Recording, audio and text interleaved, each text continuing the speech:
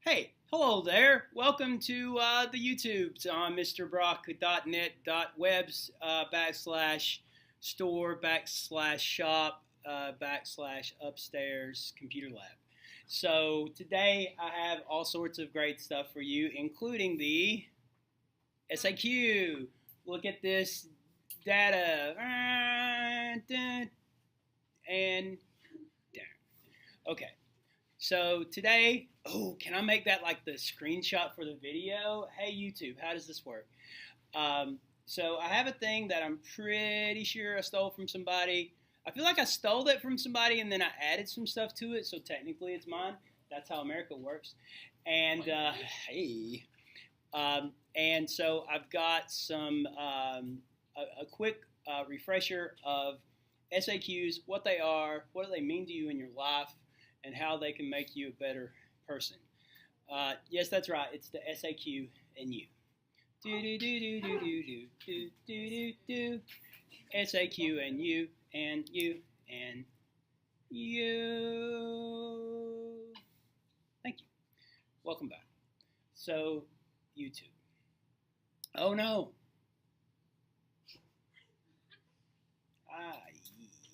We need to move this to autofocus. Don't you agree? Let's try that. Moving up and down.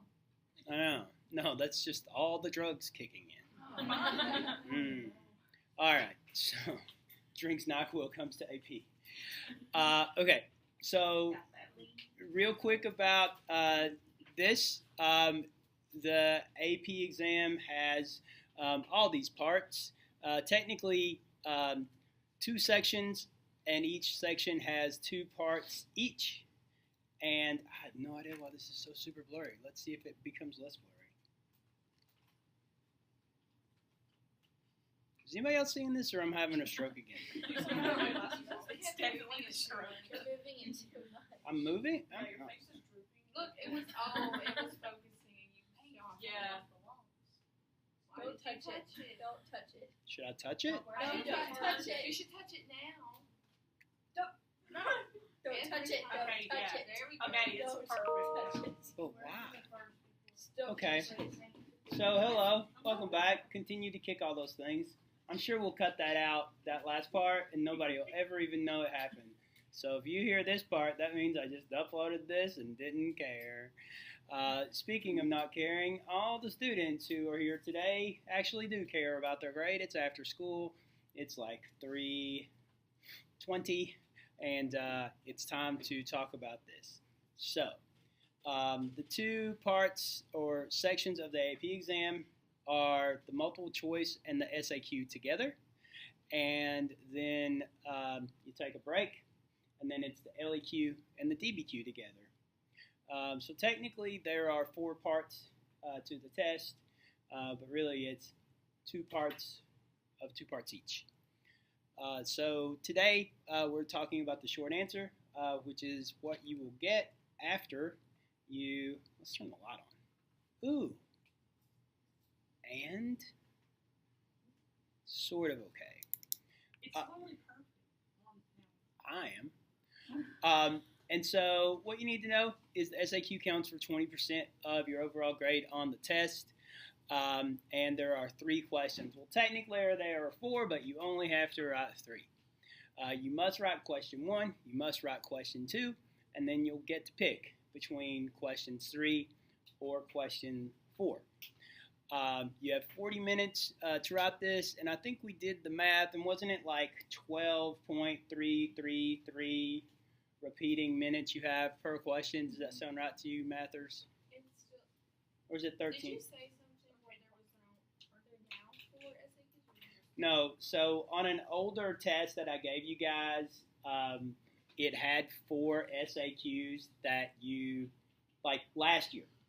So this year's juniors, they had to write 4 SAQs, and it was in 60 minutes. So they ended up cutting one of the SAQs out and letting you choose. They didn't have choice. So what you guys need to know is that it's 12.3 minutes per question. So it might be smart to kind of think 10 minutes per question. And we're going to practice, actually, today, and it'll be all sorts of fun. So as we look at the way it works, you know that questions 1 and questions 2 are going to be from periods 3 through 6. That's why my advice on focusing on those as you're watching videos and thinking about what you're looking up, to focus on those. And then the last one, it's going to be a similar question, but it's going to give you a choice of talking about periods 1 through 3 or 4 through 6. So in the SAQ section, you can more than likely get by it with just knowing about 3 through 6. And that's pretty cool. And that is indicative of a lot of changes that are coming for the GoPo kids this year for next year, which I don't like, but today is not the time to talk about that. I have no control over my content. Hello, welcome to AP. And so this is all we're worried about today, and this is the way that those things are set up. SAQ 1 is always going to be a secondary stimulus, and that means it's probably going to be out of a history book or somebody writing about history. Secondary sources and primary sources is something you learned in 6th grade, yes? Okay. And then SAQ 2 is going to ask you to do one of 2 things, and it will be you're either going to compare or you're going to talk about changes and continuities over time. And it's going to be a stimulus, and it's going to be a primary source. And it doesn't say this, but from what I've been seeing, it's usually a picture or a map, something like that. And so people should do really well on 1 and 2 if you got the brain head thinking thing going on for you. And then you come to 3 or 4. 3 or 4 is going to be the opposite of 2. So 2 wanted you to compare or CCOT, and then 3 and 4 are going to be CCOT or compare, whatever the opposite of number 2 was. Okay? So you can see this stuff coming, and hopefully as you're kind of wrapping up your studying, you're thinking, okay, yeah, I can see a change continuity over time there. I can see how Mahayana Buddhism is different than Theravada Buddhism. I can see similarities in imperialism in Africa and Southeast Asia, or China and Japan. I can see similarities between NAFTA and ASEAN, and things like that. So no stimulus on 3 and 4, and they always go on the same page. Okay? So the trick to answering the SAQ is there really is no trick.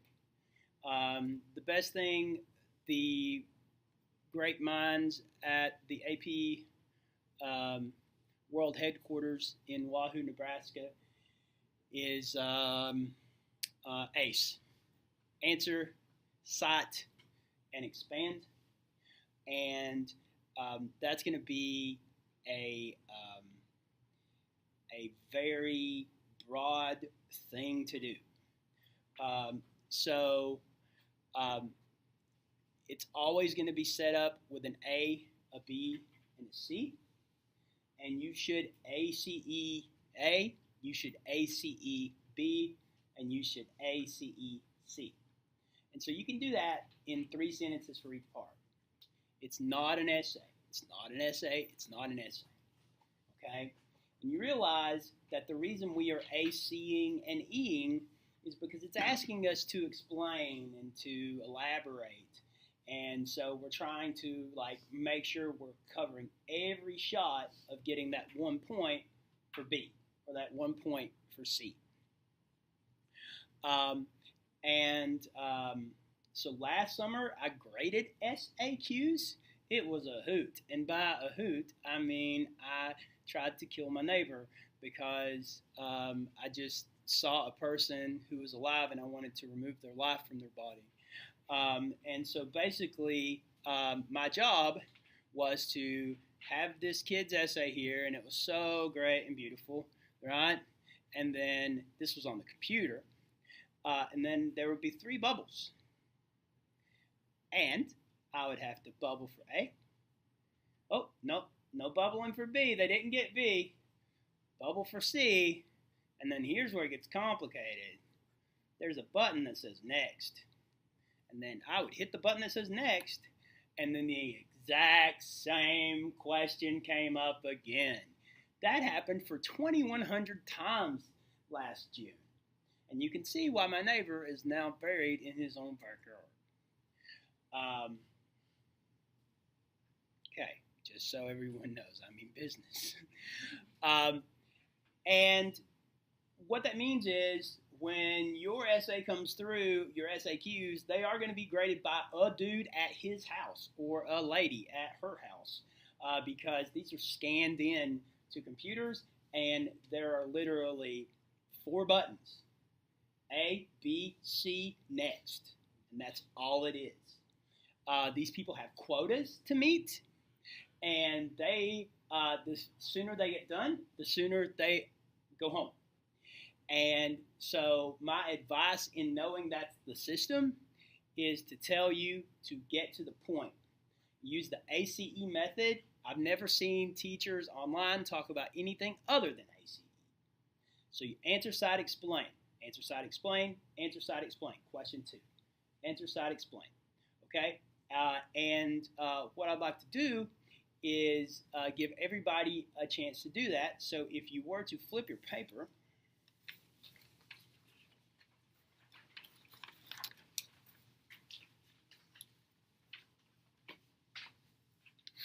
okay, you're going to see this lovely question. So I'll keep it still there so people on the YouTubes can see it, and then I'll move it up and make it shaky to make them nauseous. What I'd like for everybody to do is we're gonna take 12 minutes on the clock, 12 minutes and 20 seconds on the clock, and we're gonna write this, and I'm gonna write it too. Okay, so we'll pause the video and come back and talk about what we had right now. Okay, after 12 minutes of great writing, or not so great writing, we're back. We're looking at our SAQ that we wrote, and we're seeing, I'm going to give you guys some examples of good answers and bad answers and why they're good and why they are not good. I think I'm actually literally going to do a YouTube thing, which is put the link in the description, which is like a first for me, to these files. So it'll take about 6 hours for that to focus back, and the camera has a stroke, I have a stroke, you get a stroke, you get a stroke, oh,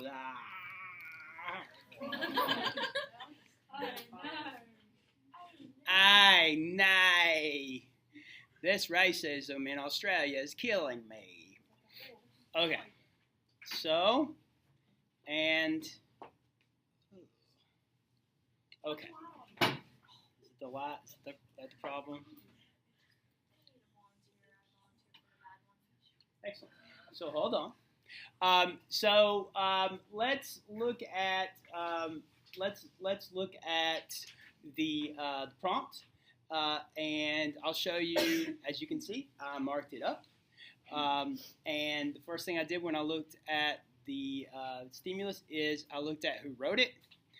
Rudolph Rummel, United States political scientist, and the name of his book is Death by Government. It's written in 1994. Now, I did something that I hope you guys think about doing is if you can include something in your answer about who wrote it, when they wrote it, where they're from, why they wrote it. That is very impressive, and it will put you on the right side of the reader. So I'll show you how I did that here in a second. So this is this guy, Death by Government. He's probably a conservative, right? Maybe a libertarian. And here's what it says. The more power a government has, the more it can arbitrarily, according to the whims and desires of the elite, the more it can act arbitrarily according to the whims and desires of the elite, and the more it will make war on others and murder its foreign and domestic subjects. The more constrained the power of governments, the more power is diffused, checked, and balanced, the less it will aggress on others and commit mass violence. At the extremes of power, totalitarian governments slaughter their people by tens of millions. In contrast, many democracies can barely bring themselves to execute even serial murders. Okay? So our first task is to identify one example of mass violence that was committed by a totalitarian state in the 20th century that would support Rummel's argument. Raise your hand if you said Holocaust. You get a Holocaust. You get a Holocaust. You get a Holocaust. Fine. That is the most common answer that's going to come through on that, and that's a fine answer. To call Hitler a totalitarian dictator is okay. Technically, I wouldn't, and a lot of people wouldn't call Hitler a totalitarian dictator, because totalitarianism, as you saw on the Mao Zedong Cultural Revolution thing that I didn't get to, you'd see that it's when the leader controls everything. However, that's an acceptable answer. And so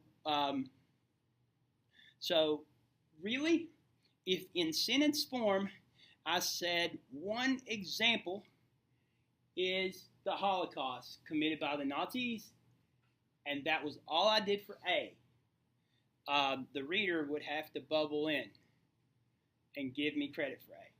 Okay? That's true. All right? But I want to give you guys an example of answer, citing, and explaining A, and I will try to do it with some chicken scratch.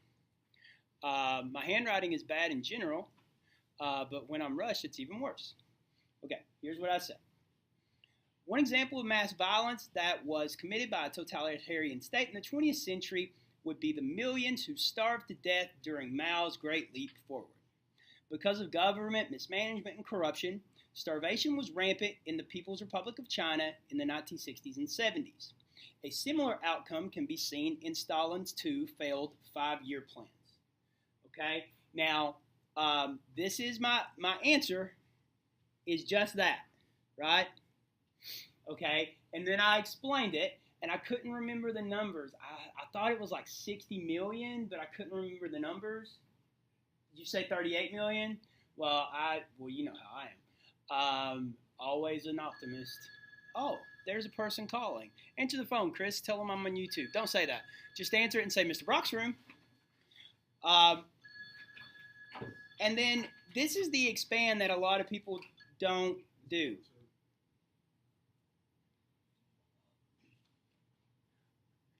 There is nothing? Excellent. Prank caller, prank caller. And so, and the way I expand here, do you think that was your mom? Okay. You can go deal with your mom. It's okay. Tell her, gracias por los tacos.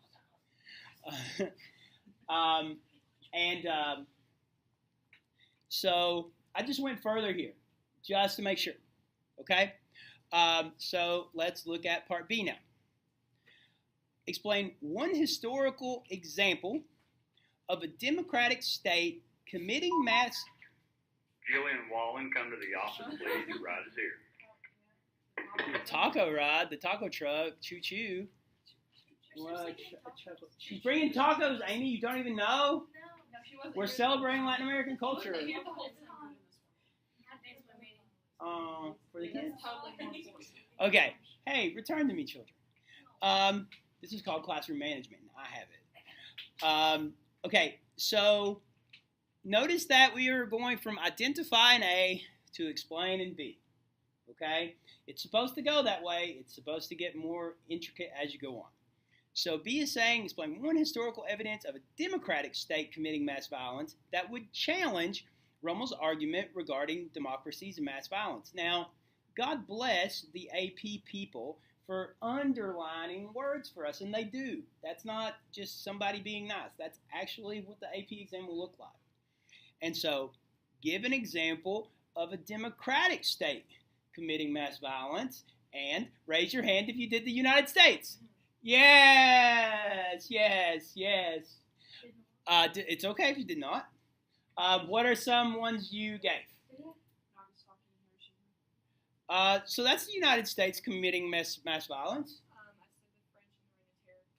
I said the French and the Reign of Terror. The French and the Reign of Terror, does that fit? Yes, that fits because they are democracy, even though they're not in the 20th century. It doesn't qualify that. Did it have to be in the 20th century? No, that was hers, was in the French Revolution. Okay, well, I put Athens, what Athens do? The Peloponnesian War. Mass violence? I said Athens too. I mean, a war is Athens. fine. Oh, because you guys heard democracy and you automatically thought Athens. I mean, the What now?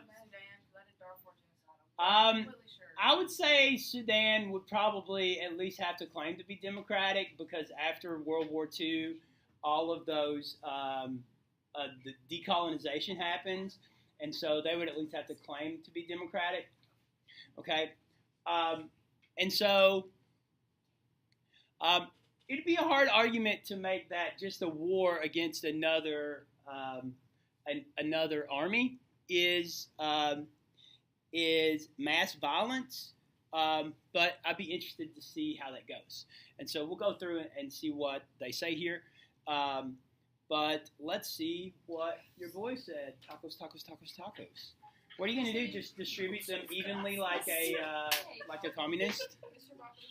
or mucho. Of course. I said that wrong. Don't be on my Did you say mucho? Said something.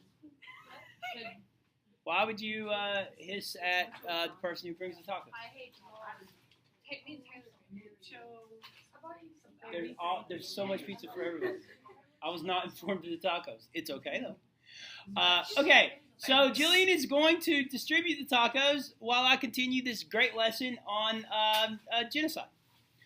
Okay, so here's what I said. A democratic state, it's up on the board. A democratic state that would be that committed mass violence that could be used to challenge Rummel's argument is the United States and its displacement and extermination of Native Americans during the Indian Removal Act.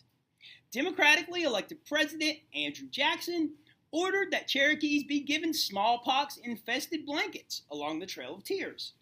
This is similar to the death marches of Armenians by the Ottoman Empire in the 1910 and 1920s. Okay?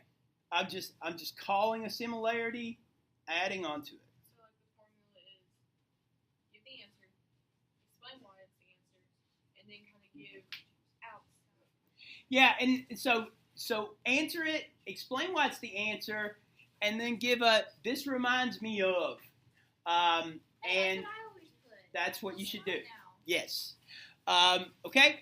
And so let's then look at C. She doesn't like tacos.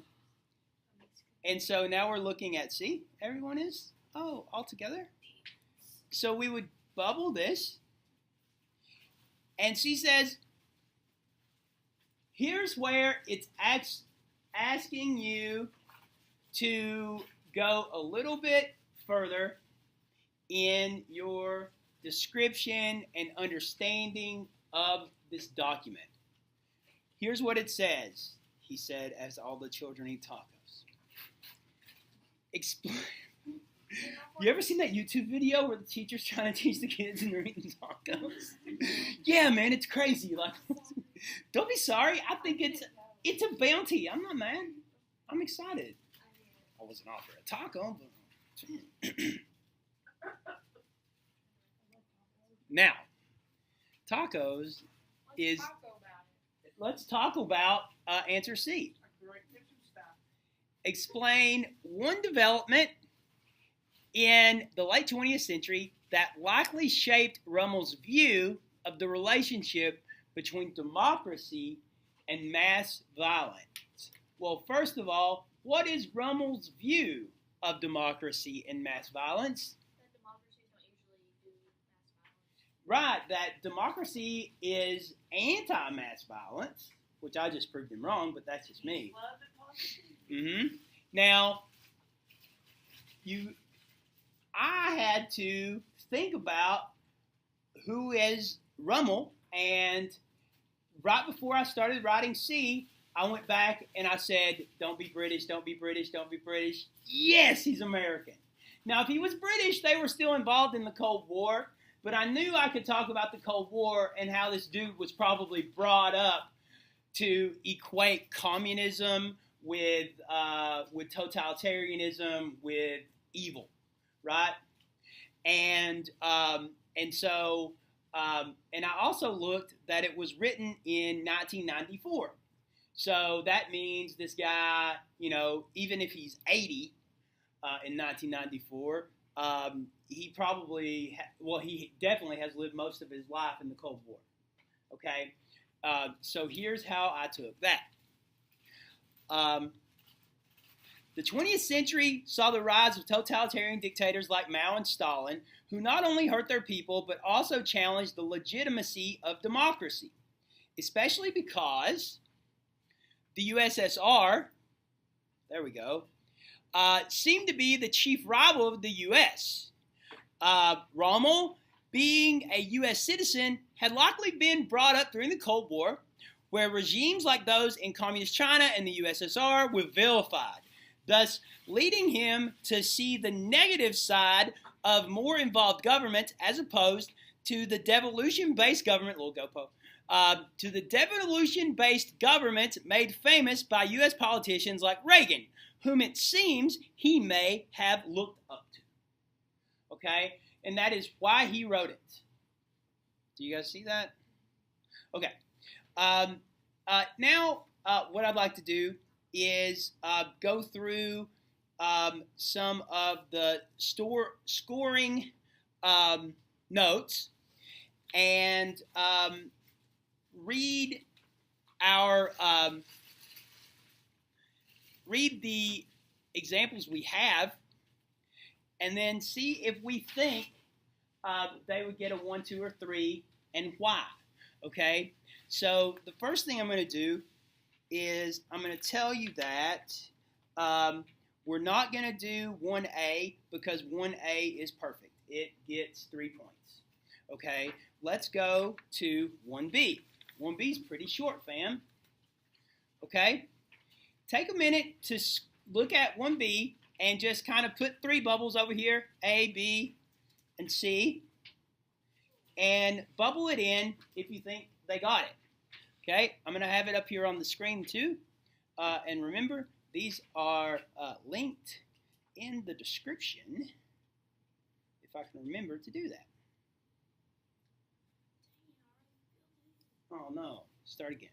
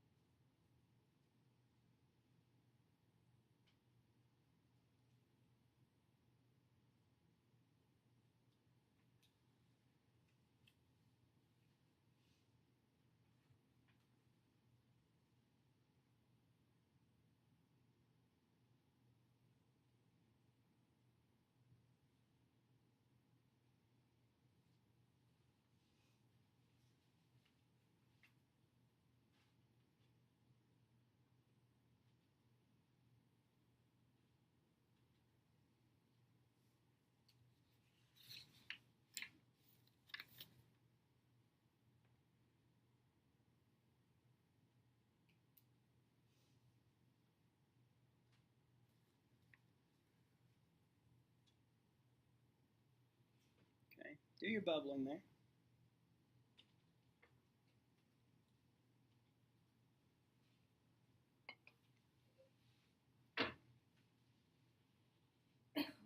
Take about another minute.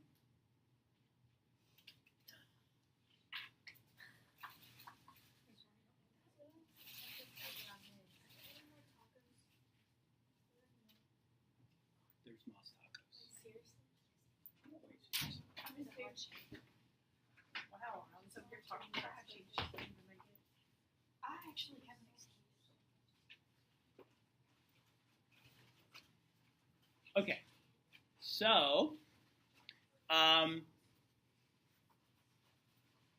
do we agree that they got A? Yeah. We do agree that they got A. I've got one no. You got two. I got two no's over here. I mean, it did what it asked. You identified it. Okay. I said no. So, so I've got more disagreement than I expected. So let's look at what A asked them to do. And so A says that they have to identify one historical evidence of mass violence committed by a totalitarian state. Okay? Identify. Okay? So I and AP here are going with the majority here, and we're saying yes, they did. They did identify a totalitarian state that used mass violence. Okay, so it totally did. Okay, and then B. Let's look at what B asks before we go further. B asks one historical example of a democratic state committing mass violence that would challenge his argument. Does this have to be in a certain time period? It doesn't. So a lot of people are going to get those points. So they give an example of the Europeans, the British, coming to Australia and killing the Aborigines and taking the land from the Aborigines. Okay, I didn't like that. There wasn't mass extermination of the Aborigines, but they were vague enough where they say the British moved in, they wiped out the majority of them, leaving only a small percentage alive. I think that's a stretch, but I gave it to him. AP did too. Brock, hey, what's the total? 23.49. Okay, thank you. Okay, anybody have money for me? We will pause and return soon. And it looks like we are now back. Hello, welcome back. So the last thing we saw was the phone ringing for pizza. Before that, we saw that we did give this person B. We did? We did give this person B, as in I gave them B and AP gave them B. I didn't love it. It wasn't beautiful, but they did give an example of England, a democratic state, mistreating people.